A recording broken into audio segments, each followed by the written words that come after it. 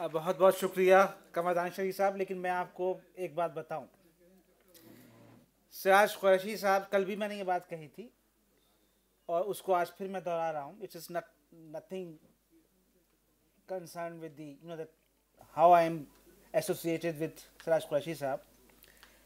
और फ्लैटरिंग भी, मैं मेरा तो मिजाज आप जानते हैं फ्लैटरिंग भी नहीं है, लेकिन सिराज कुरैशी साहब ने इंडिया इस्लामिक कल्चर सेंटर के ऑफिशियल एसएमएस हैंडल से कल ये मैसेज करवाया कि मोमिन का इंडिया इस्लामिक कल्चर सेंटर के कोलैबोरेशन से ये सबमिट हो रहा है, इसमें तमाम लोगों को शिरकत करनी चाहिए। और हमने भी तमाम इस्लामिक कल्चर सेंटर के मेंबर्स को कल एजेंडा, परसों, सॉरी कल नहीं, परसों एजेंडा भेज दिया था कि यहाँ पर ये इन मौज़ूआत पर बात होगी। लेकिन मैं उस पॉलिटिक्स पर मैं न जाते हुए सिर्फ ये बता रहा हूँ, चूँकि आपने सवाल किया इसलिए इसका जवाब देना मेरी जिम्मेदारी है कि हमने तो कोशिश की सबको इतला देने की। बहुत बहुत आपका बहुत बहुत शुक्रिया तमाम हज़रात का। अगर कोई 5 मिनट में, बस मैं, जो कि हम 8:30 बजे एग्जैक्ट ख़त्म करना चाहते हैं, 5 मिनट में 2 या 3 सवाल अहम हैं, अगर आप करना चाहते हैं तो वहीं से माइक आपको दिया जाएगा और पैनलिस्ट जो हैं यहाँ पर जवाब देंगे। तारुफ कराइए अपना। मेरा नाम शेख मारूफ है, मैं महाराष्ट्र से हूँ। सज्जा साहब, आपसे 2 बातों पे मेरा सवाल है। आपने सबसे पहले तो ये कहा कि हमारे जो असेंबलीज हैं और पार्लियामेंट में हमारे मुसलमानों का रिप्रेजेंटेशन होना चाहिए, लेकिन मसला ये है कि हमारे रिप्रेजेंटेशन अलग अलग पार्टी से हैं। वो जाकर वहाँ पर हमारे लोगों की जब भी बात होती है उसमें वो जो है तो एक बात पर सहमत नहीं होते हैं। इसका क्या सोल्यूशन है? और दूसरा एक पॉइंट जो आपने बहुत अच्छा एकेडमिकली कहा है कि पीएचडीज की जो क्वालिटीज है, वो मैं भी इस बात से मुत्तफिक हूँ कि इस मुल्क के अंदर आज़ादी के बाद से आज तक पीएचडी के जो टॉपिक्स हैं उसके अंदर मुझे लगता है कि उसके गाइड ज़्यादा जिम्मेदार हैं जो ये टॉपिक्स देते हैं, तो उसकी कोई लिस्ट होनी चाहिए। इन दोनों चीज़ों पर क्या सोल्यूशन है? और एक कमर साहब से एक मसला ये है मेरा कि आपने भी कहा है कि हम लोगों ने आने वाले इलेक्शन में क्या स्ट्रेटेजी इस्तेमाल करनी चाहिए। कमर साहब, मैं ये कहना चाहता हूँ कि पिछले इलेक्शन में ना तो मुसलमानों ने बीजेपी को वोट दिया था, ना इस बारी में देने वाले हैं। हमारे वोटों से कुछ फर्क नहीं पड़ा। बड़ा फर्क तो उन सेकुलर पार्टीज की वजह से जो यूनाइट हो नहीं सके, और आज भी वो मसला बरकरार है। अब मुझे ये बताइए कि कर्नाटक में अगर आपकी वहां पर अलायंस नहीं होती है तो फिर मुसलमानों ने वोट किसको देना चाहिए? जरा इसको आप क्लियर कीजिएगा। Thank you. मैं सुबह जा रहा हूँ अलायंस कराने, बेफिक्र रहिए, इंशाल्लाह अगले हफ्ते सवाल मेरे ख्याल में सब लोग 3-4 सवाल कर लें इकट्ठे, उसके बाद जवाब दीजिए, टाइम कम है हमारे पास। अस्सलाम वालेकुम, मैं महबूब कुमटे शोलापुर से बात कर रहा हूँ। ये अखबारात में बार बार आता है कि जो इलेक्शन मशीन है इस पर जो है बार बार आवाज़ उसको जाकर मिला जाता है, लेकिन वहाँ से कोई पेपर पे इलेक्शन लेने की बात आती है तो, लेकिन आप जो पॉलिटिकल लोग जो हैं इस पर कितना ये कर रहे हैं और इसके जो नताइज आएंगे, जिस तरह से उन्होंने बार बार वो ये बोलते हैं कि भाई हमको इलेक्ट्रिक मशीन पर भरोसा है, तो इस बारे में आपको खुलासा करें। इफ्तिखार साहब हैदराबाद से इधर।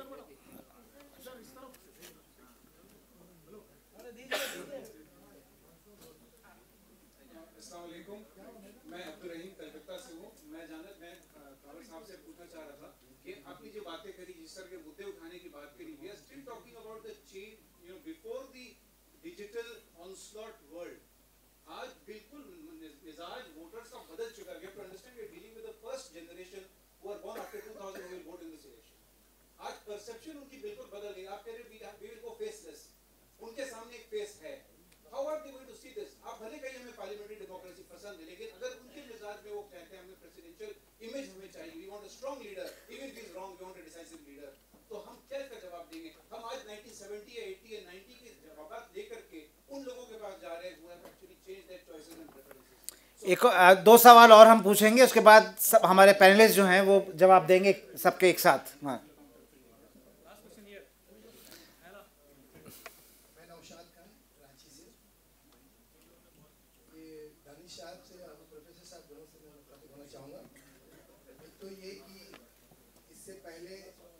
गवर्नमेंट 10 साल रूल किया, उससे पहले और गवर्नमेंट के रहे, लेकिन दलित और मुसलमान एज इट इज जहाँ था वहीं रहा, चाहे पॉलिटिकल अवेयरनेस में या लीडरशिप में।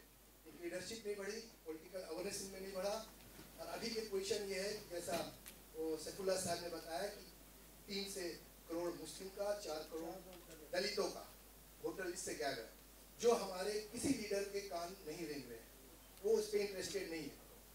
चौथी बात यह है कि जब यूपी की लास्ट गवर्नमेंट थी तो धड़ाधड़ उन्होंने फांसी लगाना शुरू किया, इसलिए कि हम दूसरे को मुतासिर करके हम वोट के लिए लेंगे। जब एंटी राइट बिल आया तो यूपीए गवर्नमेंट ने एंटी राइट बिल को नहीं लागू किया। वैसे ऑर्गेनाइजेशन जो आज लिंचिंग कर रहे हैं और सर उठा के दौड़ रहे हैं, वो 70 सालों में वो ऑर्गेनाइजेशन को कभी बैन नहीं किया गया, उस पर कभी कड़ी कार्रवाई नहीं की गई, जिसकी देन ये है। आज जब ये सब बड़े हो गए, जब नाखून बड़ा हो गया, जब सब नोचने लगे, इस पर कोई कानूनी कार्रवाई नहीं किया गया, तब आज हम इससे परेशान हो रहे हैं और आज इतने ताकतवर हो गए कि सारे एंटी बीजेपी पॉलिटिकल पार्टीज को यूनाइट होना पड़ रहा है। तो मैं ये कहना चाहता हूँ, ये दानिश्वरी, ये होशियारी हम लोग पहले क्यों नहीं दिखाते जब आपकी सरकार आती है, जब आप रहते हैं। दूसरी बात की जैसा प्रोफेसर साहब ने कहा, कमेंट तक कीजिए, सवाल नहीं उसी में करना चाहिए, हम लोग को नहीं करने के वजह भुगत रही है, हम लोग वो नहीं बोल रहा हूँ। ये गलतियाँ फिर दोबारा ना हो, फिर गवर्नमेंट आए और हम लोग ये उत्साह होकर वोट दे, फिर ये गवर्नमेंट उसी पैरा में चले, किसी ऐसे ऑर्गेनाइजेशन पे बैन नहीं लगाती, इस पर कानूनी कार्रवाई नहीं होती। और दूसरा प्रोफेसर साहब इसने बोला, तो मैं ये कहना चाहता हूँ, आज तक दलितों और मुसलमानों का चेन स्कूल पूरे इंडिया में क्यों नहीं स्थापित हुआ? बाकी दूसरे लोग सभी किए, एजुकेट किए, जैसे इन्होंने बोला कि लाउड स्पीकर का प्रॉब्लम होता है, उनको ये प्रॉब्लम होता है, ये वोट। तो ये जो फैक्ट्री है जो न्यू जनरेशन को निकालती है, ये फैक्ट्री खोलने का काम माफ कीजिएगा हम किसी स्कॉलर ने नहीं किया, इसकी वजह से आज मैं लास्ट क्वेश्चन इफ्तिखार साहब, लास्ट क्वेश्चन। एक सवाल है, नहीं, हाँ, वन ही इज लास्ट।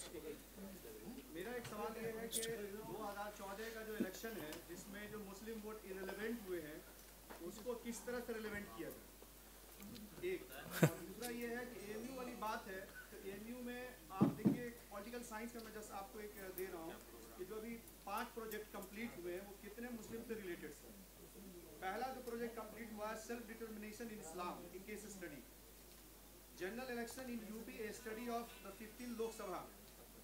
उसके बाद फिर आप देखिए तीसरा इसका प्रोजेक्ट कंप्लीट हुआ है, state of Muslim and Dalit in administration, educational rights of the minorities in India, ये जस्ट कंक्लूडेड हुए हैं। उसके बाद आप आ जाइए इकोनॉमिक्स में। इकोनॉमिक्स में प्रोफेसर जो है वहाब साहब, उन्होंने फिरोजाबाद के जो बंगल्स है उस पर एक बेहतरीन डिटेल स्टडी है उनकी, अलीगढ़ के लॉ पे स्टडी है।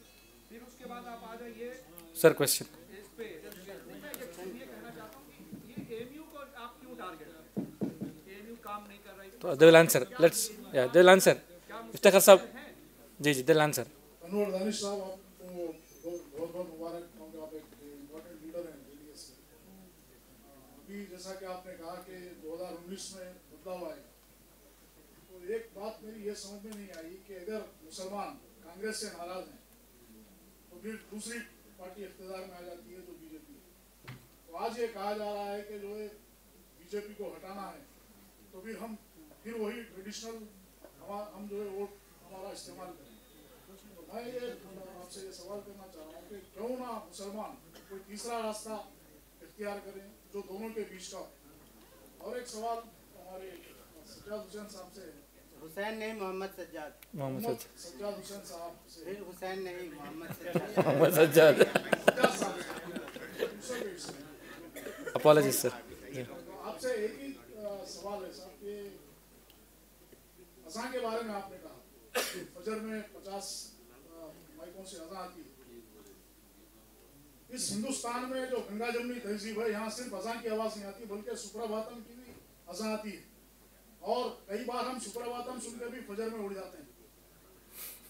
हो सकता है कुछ लोग अज़ान सुन के उठते हैं, तो ऐसा होता है कि अज़ान सुनी नहीं आती, मंदिर से सुप्रभातम जब सुनते हैं तो हम ये समझ लेते हैं कि भाई चलो फजर का वक्त हो चुका है, उठ के नमाज पढ़ लेते हैं। तो इस सिलसिले में मैं समझता हूँ कि कभी भी इस मुल्क में अज़ान को लेकर कभी कंट्रोवर्सी नहीं हुई और होना भी नहीं चाहिए। और मैं समझता हूँ कि ये थोड़ा सा आप इसको रेक्टिफाई करें। Okay, since you are holding from that time, he's holding from that time. Yeah, question, straight question. My question is to Professor Satya. Okay. My name is Dr. Zamir. I am from Hyderabad. Okay. Professor, I want to give a 4-point counter narrative to what you have described. First one is, I want to ask you straightforward, why should the Indian Muslim have extra onus to protect the secularism in India when he constitutes only 14%? Okay. Why can't he just turn up and say, I will follow the law of the land, beyond that I am not going to justify any part of my life to you?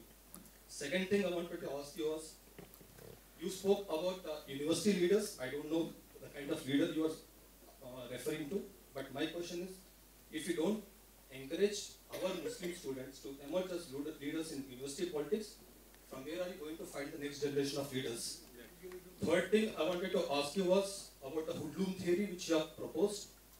The problem with most of this, what you call the cream of Indian Muslims is, they are so happy being in the loony land of being accepted in the so-called society's success rate, that they are not accessible to the common underprivileged Muslim, whereas the hoodlum is available to the Indian Muslim. And when we are criticizing the hoodlum, we should not forget how he is accessible to the rest of the society.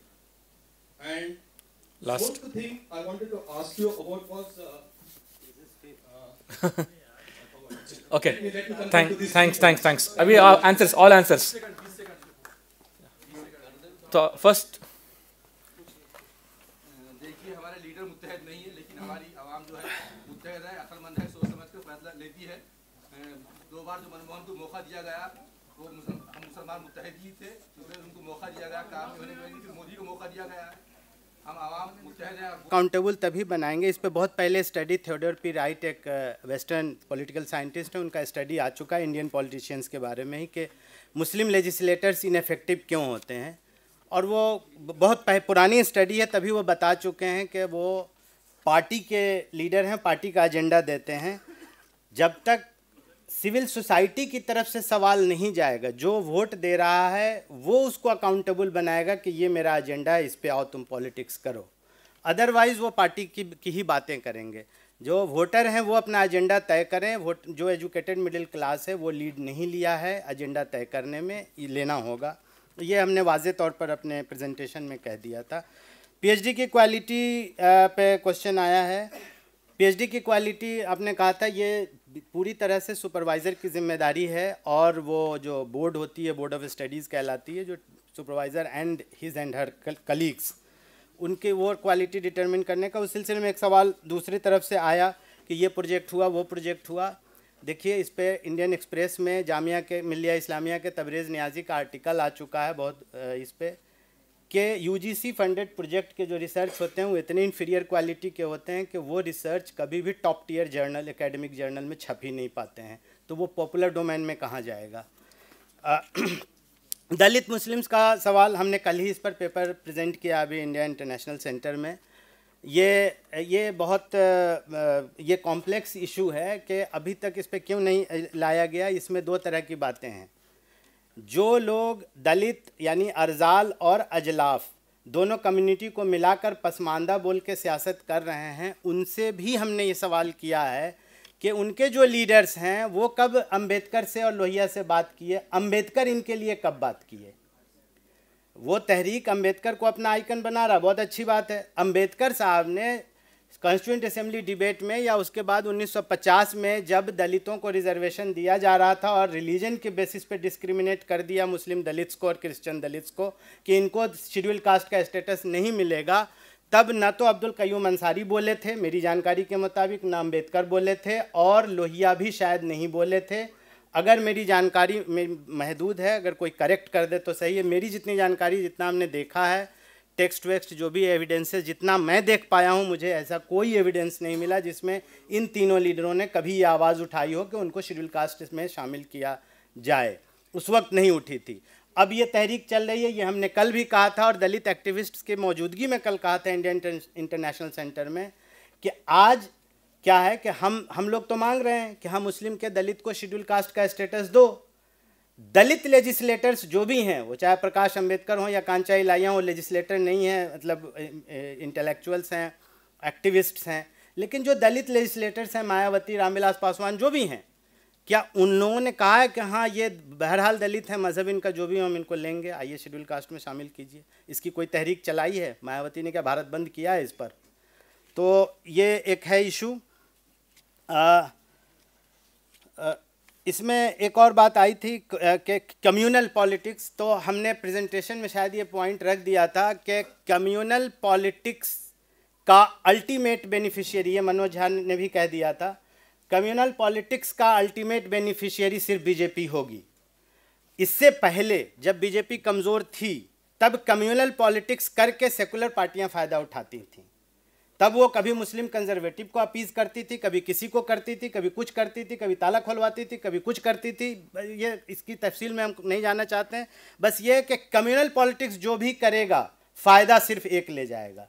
ये जुलाई अगस्त के 2013 में मुजफ्फरनगर दंगे से 1-1.5 महीना कबल ये हुआ था और ये बहुत वाज़े हो गया था। उसके बाद तो अब ऑक्सफोर्ड यूनिवर्सिटी प्रेस से छपी हुई किताब भी आ चुकी है, एवरीडे कम्युनलिज्म इन उत्तर प्रदेश, उसको पढ़ लीजिए कि उसमें कम्युनल पॉलिटिक्स पहले अखिलेश लेड गवर्नमेंट ने शुरू किया है वहाँ, उसके बाद तब दंगा हुआ है।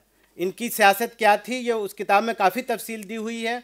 किताब छपने के बहुत पहले हमने 5 अगस्त 2013 का rediff.com पे मेरा कॉलम आ गया था, जिसमें हमने साफ साफ कह दिया था कि अखिलेश ही कम्युनल पॉलिटिक्स कर रहा है। उस वक्त अखिलेश सीएम थे। तो सवाल ये है कि हम लोग एक्सपोज करने में कमज़ोर हैं। हमारा जो एजुकेटेड मिडिल क्लास जितना कुछ भी तैयार हुआ है वो अपफ्रंट होकर इन बातों को खुलकर रख नहीं रहा है, एक्सपोज नहीं कर रहा है, इसलिए हमारी आवाम भी गुमराह हो रही है।